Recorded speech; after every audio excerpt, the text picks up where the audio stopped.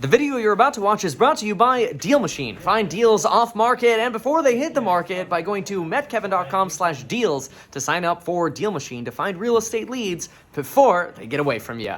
metkevin.com/deals.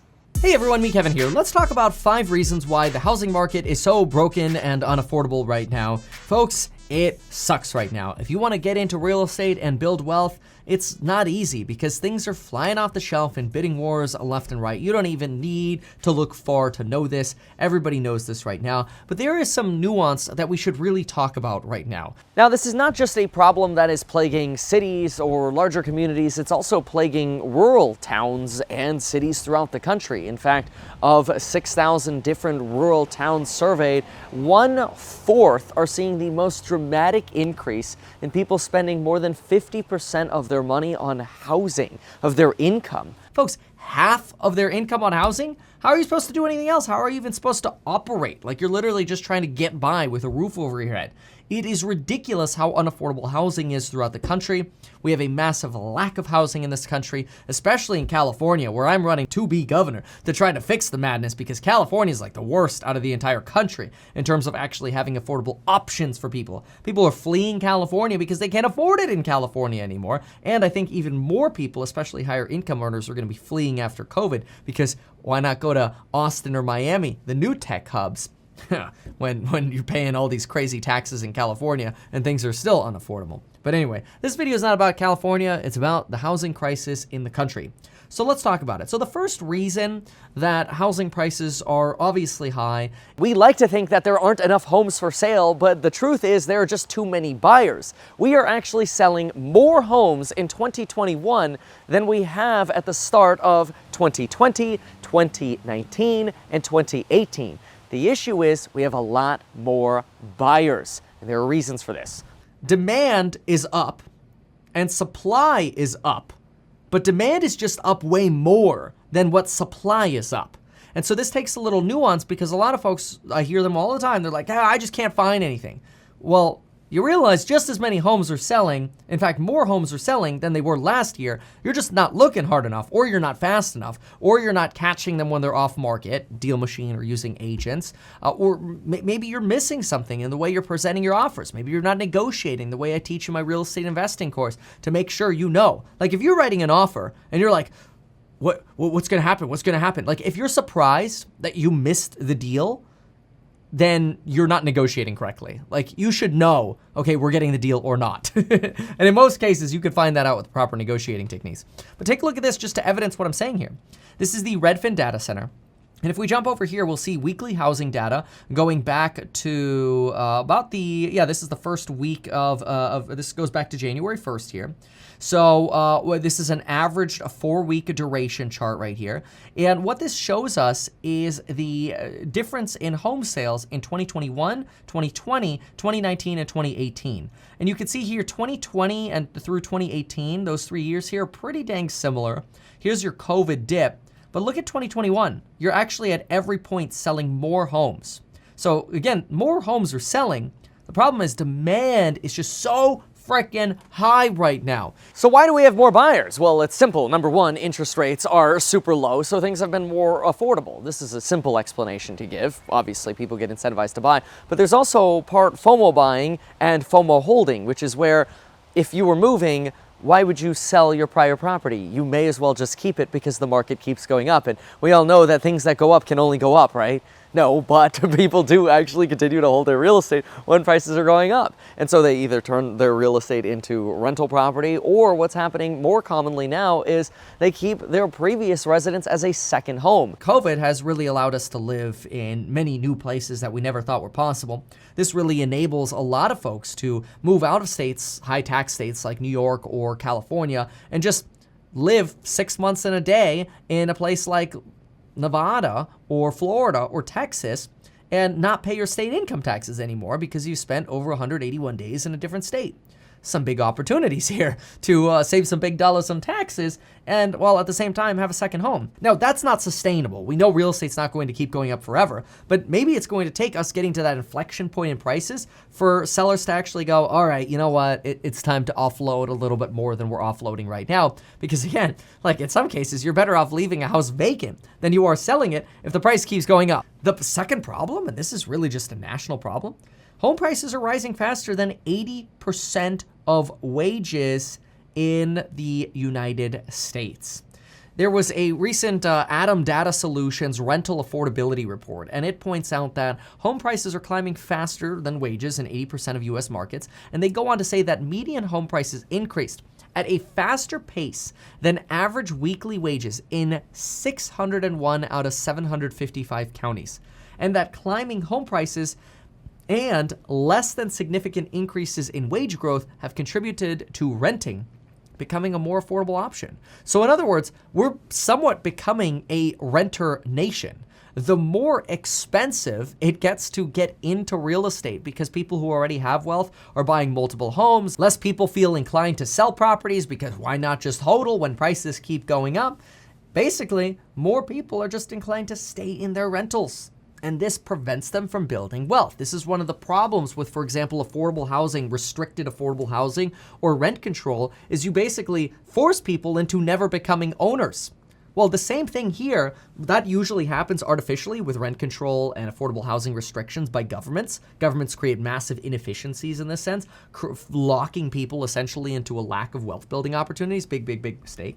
But the market is essentially driving that same wedge right now, in that because governments have restrained how many houses we're building and commodity prices have shot through the frickin' roof, lumber, copper, sheet metal, you name it. This has been, I mean, you could have invested in commodities like copper this year, and you would have had almost 10x the return you would have had in electric vehicle companies, for example, or tech companies. The returns have been amazing in commodities, especially since a lot of the techs and EVs have lost money so far to date this year, but we don't need to talk about that because real estate has been doing very well. Again, people not wanting to sell. But folks, it's not just low interest rates, it's not just people FOMO holding and renting properties, and it's not just second homes that people want, it's also Wall Street coming in to shake things up. Now, Wall Street generally competes for around, historically, 10 to 10% of the homes that are available for home buyers to buy. So if 100 houses come on the market, maybe 10 of those homes go to investors. Lately, that number has started getting skewed. In areas like Texas, you're starting to see out of 100 homes, maybe 15 to 20 homes go to Wall Street-style landlords. Now, this isn't necessarily their fault. They're operating a business and providing rentals for the people who need rentals. You can't just solve the problem by saying, well, screw you, landlords, get you out of the market and just let people buy those extra 10 to 20 homes. That just creates more inefficiencies in the market. What you actually need is more homes. But what's happening in the meantime? Well, again, regular communities are getting screwed because these homes are getting sucked up by either people who can qualify with higher wages or financial institutions. Now, most of the time, 80% of the time, at least 80% of the time, it's people who have higher wages. So the rich are getting richer, right? But the other 20%, 10 to 20% of the time, yeah, Wall Street's coming in. There's no joke about that. Wall Street firms are buying up single-family homes. Firms like BlackRock and other institutions, Invitation Homes, you name it. It's a profitable business to be in. I get it. I know it. And it's something I encourage everybody get into. Landlording, becoming a landlord. Buy your first property, buy it with 3.5%, 5% down, own that property, buy another property, move into that house with 3.5%, 5%, 10% down, whatever, rent out the first place after you've lived there for a year. You can do it. It's called bank hacking. Hop, hop, hop, hop. Before you know it, you own 4 or 5 homes. Totally legal. Nothing wrong with that. How does the market balance it out? You need to build more homes. It's that simple. And that's exactly why in California, rather than what our state currently does, build 80,000 homes, I have initiatives that would make it possible for us to build 500,000 units, redeveloping commercial spaces, making sure that we fast track permits, building new communities. But that's beside the point. That I'm mentioning broadly for the United States is a solution that would work. If prices are too high, Give people more options. That doesn't mean go into like downtown LA and start building a bunch more homes and skyscrapers or units to make traffic even worse. Traffic is a problem. It's a whole different video, right? But it does mean you need to build more homes. When you have a lack of supply, build more. Government right now kind of has sort of like a boot on the back of real estate development, and it's a big problem. The government's exacerbating this issue. And so it's easy to sort of point the finger at Wall Street when really the finger points back at the government. But folks, it's not just Wall Street coming in and buying 10 to 20% of the homes that exist. That's just part of the problem. The other thing is Wall Street firms have lots of money to lobby the government to say, hey, we got to lift these eviction bans. The eviction bans are another issue because what happens when people get kicked out of their homes? Where are they supposed to go? We've got about 10 million Americans behind on their rent. Now, Congress has passed rental assistance bills, but folks, most of these rental assistance programs aren't even up and running. In California, you've got about maybe 30% of the funds actually allocated for rental assistance. You've got people clamoring to try to get rental assistance while at the same time Wall Street is trying to go, hey, let's go, let's speed up these evictions, let's get people out if they can't catch up. While at the same time, you got cities and counties like, oh, well, like 70% of them haven't even set up their rental assistance portals yet. Or if they have really weird restrictions on them like, oh, well, we'll only pay 50% of your back rent. That's not what Congress said. Congress said, here's rental assistance. You can get up to 12 months of back rent and 6 months of rent going forward if you prove you're at risk of going homeless. Well, all these cities and counties like LA or even Broward County in Florida, they're coming out going, hey, well, we only want to pay 80% of the landlord's rent. If the landlord wants, 80% of the money, well, they're going to have to take a 20% haircut. That's just the way it is. And a lot of landlords are going, why would I do that? Kick them out, evict them, sue them, have a judgment against them, and get 100%. Get it through small claims. Maybe not small claims depending on the amount, would depend. But geez, the whole process is screwed up. Like if we actually had a cohesive government that came in and said, no, it's 100% rental forgiveness. It's like a PPP loan. Give people money, get rid of the back rent. Well, then we would have less problems. But again, Wall Street has a lot of leverage here. And right now, while the eviction bans are still in place, we have held up inventory. Once people actually get evicted, which is horrible, but if people actually get evicted, sure, homes might come up, but it's the wrong way to think about creating more housing supply. We need to be building more homes, not kicking people out of their homes because they gotta live somewhere. And so generally what happens then is you end up concentrating the poor. This is a phenomenon where basically if you end up having mass evictions, people have to leave an existing area where they're making money, move to a poor area, and what happens when they move to a poorer area is that area becomes even poorer because the schools get overburdened, the medical and police services get overburdened, the city it doesn't have enough tax revenue to keep up with streets and graffiti and crime and dirt and debris or whatever, and the city goes into an even worse state of despair. So you have a massive issue in this country when it comes to housing affordability. And so it's very simple to just blame, oh, that's it, Wall Street landlords are coming in to buy everything up. Not quite. Yes, they're buying more, but 10 to 20% isn't moving the needle. The bigger problems are the fact that, yeah, on one hand, you do have Wall Street pushing people to get evicted, and that's going to lead people to concentrate into poorer areas, leading to more housing unaffordability because now we're concentrating here. Prices have to go up a little bit over here. The places they left might become available, but there are plenty of people to take those homes because there's so much demand right now. It's a big issue. Problem number 4, the average wait time for permits and remodels in the US is ridiculous. Right now, it takes on average over 60 days to pull a basic building permit. And that's because most cities are just overwhelmed. Want to pull a basic building permit to do a remodel? 60 days, basic. Then they come back and go, oh, you have to go into plan check? You could be waiting for 2 to 3 months or more, sometimes even 4 to 10 months, 12 months, just to remodel a property. This ends up leaving properties sitting vacant even longer. To be transparent, the last buildings that I bought that I've put into larger renovations where I'm working with architects and engineers, well, long story short, it's been a complete disaster. First architect got fired, second architect was non-functional, got nothing done for months, third architect can't use what the first architect already did, has to basically start over from scratch. It's a complete nightmare. And it all has to do with the overbearing permit process, because just to hear back from the city took 10 weeks on projects. To hear back once, you submit corrections, you hear back again, takes another 10 weeks. It's a disaster. Stay away from projects right now with architects and engineers. Cities are just way too overwhelmed.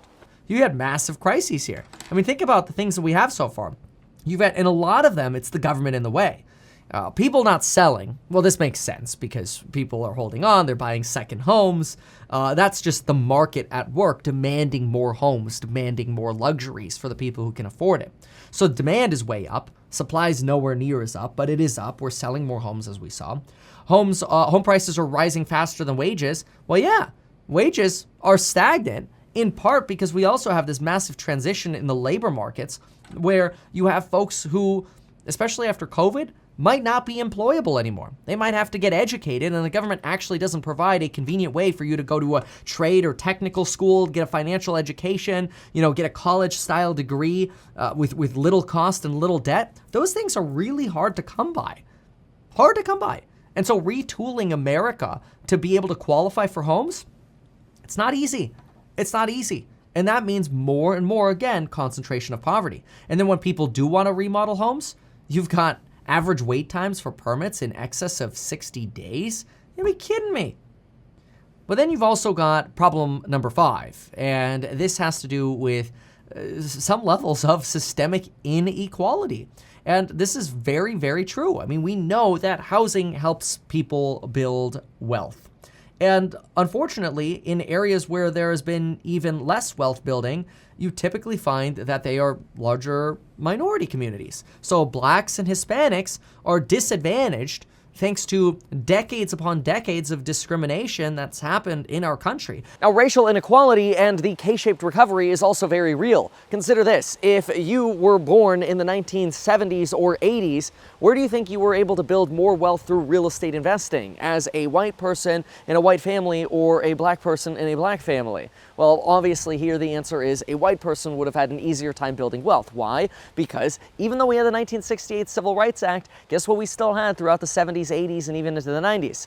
Blockbusting, where folks were panic selling in certain areas because of potentially other races coming in, leading prices to fall. These were real things that happened. It's just history. Redlining, where lenders wouldn't do loans in minority neighborhoods. These are massive issues, and they contribute. In California, people of color make up nearly 92% of the 1.8 million people living in, guess what? Within 1 mile of oil and gas development, which means now you've got families more exposed to lower quality neighborhoods where you've got pollution from oil wells, pumps, and facilities, putting them at greater risk of health problems with symptoms ranging from nosebleeds to chronic headaches, higher rates of asthma, respiratory illness, increased cancer risk. Folks, it sucks.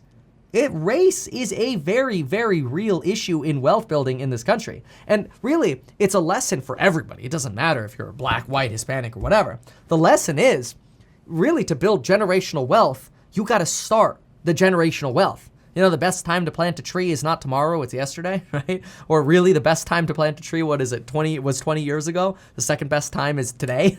Plant it right now. You got to get on the ball with building wealth. But it's been very difficult. So in this fictitious black family example, maybe you try to go buy your first home and you're in your 40s in 2020. That's great. But what if your pay hasn't kept pace? Were you able to get out of college without a bunch of student debt to where you can actually qualify? So now you're the first person on the ride of trying to build wealth through real estate. It's a lot harder than whites who disproportionately own more homes and have greater wealth. There's a reason the average net worth of a homeowner is $173,000 and the average net worth of a renter is somewhere around $5,600. Real estate owners build wealth. They make money. And we have massive issues in this country. Massive, massive issues. So when folks say, oh, there are just no homes for sale, no, the issues of our real estate affordability crisis are way, way deeper than that. We are in a housing emergency, a housing crisis in this country. We don't have enough homes. It's that simple. Sure, we have way less discrimination today, which helps, but it certainly doesn't help all the people who got screwed in the past decades. It's nice to know there's less, or hopefully there's less discrimination today. Redlining, blockbusting, these things have become illegal over time. Fair housing laws are much more stringent today than they have been in the past. There is hope, but we got to get government out of the way of building. That's the big problem. Sure, people aren't selling. Well, there are more people selling, but there are still way more people buying thanks to second homes and price increases. We know that home prices are rising faster than wages. This means it's tougher for people to buy because, well, they need to be able to get a better job. But in this country, to get a better job, you need to probably take on more student debt, which is also a problem. Wall Street is encouraging evictions while at the same time trying to buy up more homes. That's a problem. We're not building enough homes because building permit wait times have become a disaster thanks to COVID, and building permit processes in many states, specifically California, are a complete disaster. But then you've also got systemic inequality that has made it almost impossible for certain groups to even get on the ride. And this is something that the Federal Reserve is paying attention to. The Federal Reserve has recently been regularly talking about race in America. And it's very, very important that in order for us to see a full lasting recovery, we need all groups within our country to be able to afford homes. So what's the solution? Well, from a government point of view, the solution is simple. We need to build more homes. It's very, very simple. Loosen regulations, have statewide permitting so that folks can get statewide permits with development companies, develop in new areas, develop them where solar and wind farms are so you don't have to transmit that electricity a long distance, literally build communities around solar and wind farms. Now you're becoming green, you're providing more housing. Also, you should improve transportation. There are many solutions to the housing problem. In fact, if you go to meetkevin.com, you'll see my full 20-part plan on how I plan to fix California, and my housing project is part of that. But I acknowledge the very serious issues that we have in this country. So how do you personally try to get out of this crap? It's very hard. But the very first thing that you need to do if you want to get into owning real estate is, in my opinion, it's not necessarily wait. I don't want to tell you how to time the market. My belief is it's better to buy and then wait than to wait and then buy. So I'd rather see you in sooner. I think the first thing that you really have to do is you have to accept smaller, accept less, accept an area that maybe previously you didn't think was going to be perfect. Get in. You got to get in.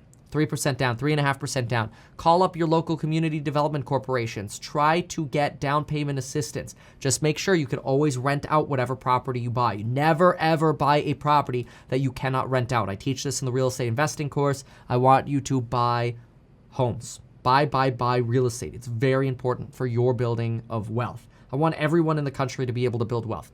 Now, even though I say that, sometimes I get these cynical comments that go, well, Kevin, if everybody buys up all the homes, then nobody's going to be renting. I don't get to reach everybody with my message. And even if I did, not everybody does what I say. And I'm not saying you should do what I say, but I think you get the messaging here. And that is, if you want to build wealth, you got to get in. You get in smaller. You want a 3-bedroom, 2-bath? Suck it up in a 1-bedroom, 1-bath as soon as possible to get in. Start building wealth. Try to get a 2-bedroom, 1-bath. Rent out a room. Try to get a 2-bedroom, 2-bath. Rent out a room and a bathroom. Get a 3 and 2. Rent out a bathroom and 2 rooms. Do whatever you got to do to build your wealth. Ideally, start with a property that needs a little bit of fixing up. If you need to buy new construction, that's fine. You're paying a little bit over market value for it, but at least it gets you in, and then you can house hack right away. But you've got to get into the game. And remember, more houses are selling right now. They're just selling faster than they ever have before with many offers. There's a lot of competition. Get pre-approved. Do not get discouraged. Use the negotiating tactics that you learn in the real estate investing course. Use the coupon code down below. And folks, hopefully this helps you out. I really want to see you help yourself out, because the reality is somebody's not just going to go like that and build hundreds of thousands of new homes. I will try to do that if I become governor in California. If I don't become governor in California, it's going to be even harder to do it in California. And I probably got to leave. But anyway, folks, hopefully this helps you out. Let me know if you found this helpful. Consider subscribing and sharing the video if you did, and we'll see you in the next one.